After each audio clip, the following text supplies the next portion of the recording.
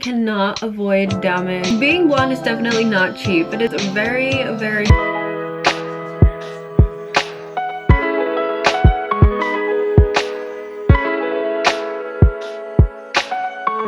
channel. If you're new here, hi, my name is Jacqueline, and if you haven't already, don't forget to subscribe down below and hit the bell right next to it. That way you get notified every time I post a new video. So for today's video, I am going to be talking about things you should know before going blonde. I have had a couple girls asking me to make this video, so of course, you know, I had to make it for you guys. So I did write everything down on my notes just to make sure I hit everything I wanted to talk about and I didn't forget to mention anything. So the first thing I'm going to talk about is damage.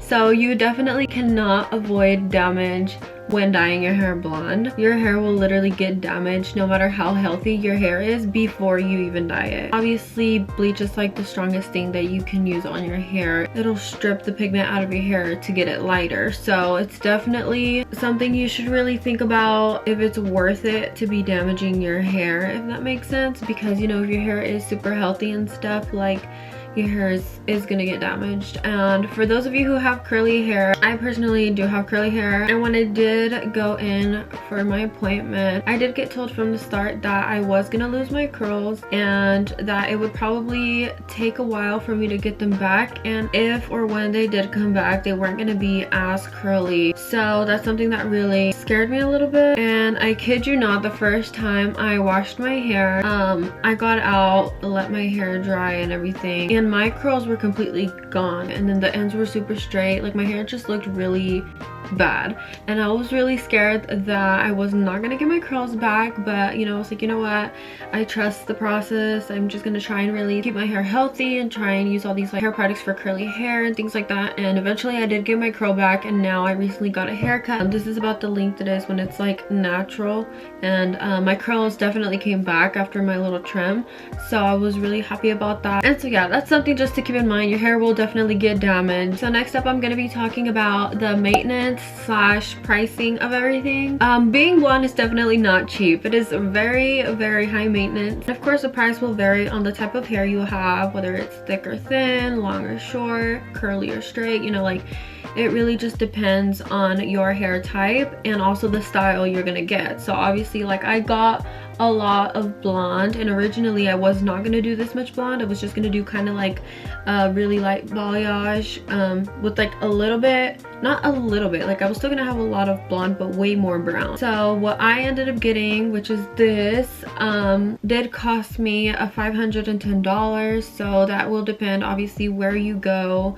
I did reach out to 4 other girls, and this is the cheapest within the 4 girls that I talked to. And as you can tell, like, my hair has brown in it. So like, this is already my like natural hair. These are my roots, and I've had my hair dyed for about 3 months now. So like, if I do this, she did dye it to where I have, I don't know if you guys can tell because it's like really blonde, but I have like tiny strips of brown, which is actually my natural hair. And she did that on purpose. That way when my hair did grow out, it didn't look weird, and it doesn't. I mean, I really love how my hair came out. So that's the price of what I have right now. So like I just mentioned, I've had my hair dyed for about 3 months, and I'm gonna have to go back in to touch up my roots, going back every 3 to 6 months to be dyeing my hair over and over just to touch it up. It's gonna cost you, you know what I mean? But I think that's definitely something you want to keep in mind, having to go back to get your roots touched up, because that'll definitely cost you some extra money. And then the last thing on this topic that I want to talk about is going to be the prices that you're going to be using. You are going to need so many products to take care of your hair, and they are not cheap. You're gonna need a lot of things to be able to take care of your hair, and that's something that's like, when you run out, you gotta restock up. So that's definitely something that you want to keep in mind, is that your hair is going to be expensive in total. You know what I mean? Like, you getting your hair dyed is going to be one expense, getting your touch up is going to be another, and then your hair products is going to be another. Moving on, I want to talk about the maintenance and aftercare for your hair. This is definitely the most important thing that you could pay attention to in this entire video, just because if you don't take care of your hair, then don't dye it. Like, don't even go out of your way to spend the first amount of money just to get it like this. Like, just don't. After you get your hair dye, let me tell you, it is very time consuming to be keeping up with your hair and keeping it healthy. You're really gonna have to buy like all necessary products to keep your hair healthy. So what I did was, during my session, I was asking my hairstylist what are like the must-have products that I need to keep my hair healthy, to keep my curls healthy, to keep my hair the blonde that I want. And she gave me a whole list of things, and then she told me where I could buy them. And of course, everybody's hair is different. Most of the time, if you're dyeing your hair blonde, they're pretty similar. So you can definitely ask your hairstylist to give you a list of products that you like have to buy straight after your appointment to be prepared to keep your hair healthy, basically. So another thing you want to keep in mind after you've dyed your hair is that you cannot apply heat to your hair as often as you used to. This means no straighteners, no curling irons, no hair dryers, none of that. And I'm not saying like you can't ever use them. You totally can. I mean, I have my hair curled right now, but what I mean is like you cannot use them as often as you did before you would dye your hair. I used to straighten my hair with my straightener. I had my straightener at 450 degrees every single time, and I would sit there and straighten it. You would see all the smoke coming out, but I didn't care. I was damaging my hair so bad. I obviously told my hairstylist that because she did ask me. She was like, no, like you cannot do that. As soon as you dye your hair blonde, the highest you can go. I forgot if she told me it was like 350 or 315, but because I did not hear her correctly, I've been so scared to go up to 350, so I always leave it at 315 to be safe. And it does take more time to do because it's not as hot, but I mean, you have to be patient.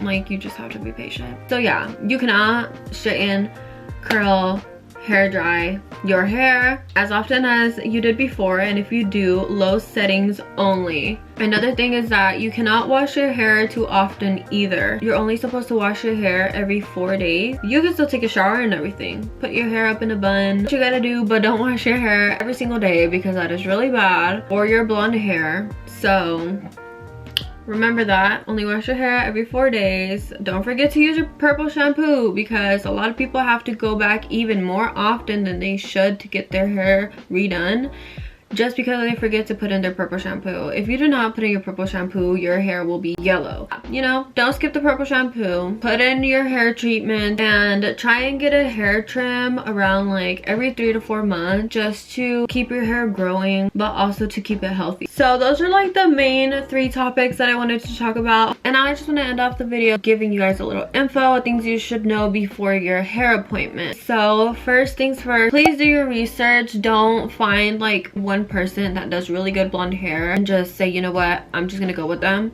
Because one, reaching out to different people gives you a different idea on pricing, who works better with your type of hair, and also it just doesn't hurt to get a little extra information. So now number 2, set your budget. You definitely don't want to spend way more than you have to. Although $510 was the cheapest price I got, one girl was charging me over $1,000.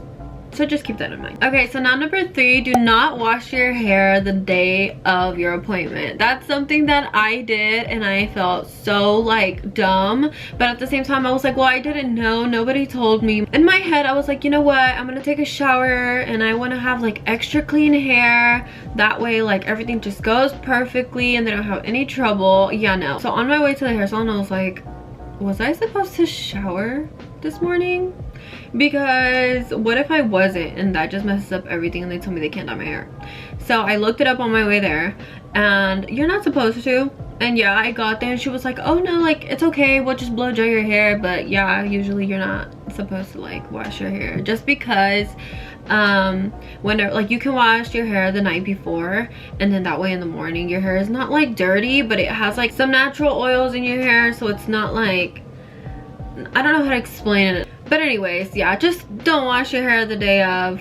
Do it the night before or 2 nights before. It doesn't matter, just not the day of, okay? Number 4, do not come with products in your hair. I got there and she asked me, you know, do you have any products in your hair that I need to know about? I was like, nope. And she was like, okay, well, I just want to make sure, you know, that you're being honest, just because I've had an experience before where someone didn't tell me that they had product in their hair, and then later I was dyeing her hair and it was coming out like green, and it was because she had gotten a perm, and you guys can imagine how that ended up. So yeah, don't go with product in your hair, and if you do, let them know. They'll wash it out and get it out of your hair, because you just never know how it can react with the bleach or anything that they put in your hair. So last but not least, it's just to be patient, because when you're dyeing your hair blonde, it can take more than one session. Thankfully, my hair was all done in one session, but it was 5 hours long. If you want to look good, just be patient and it'll be over before you know it. So yeah, that's really all I had to say. I hope you guys enjoyed today's video, and I hope that it was really helpful. I also do have an actual routine that I do for my hair, so please let me know if you guys want to see a video on that. Please don't forget to comment, share, like, and subscribe if you haven't already. Thank you guys so much for watching, and I'll see you guys in my next video. Bye. She's a Mona Lisa. Everyone's lining up to see her.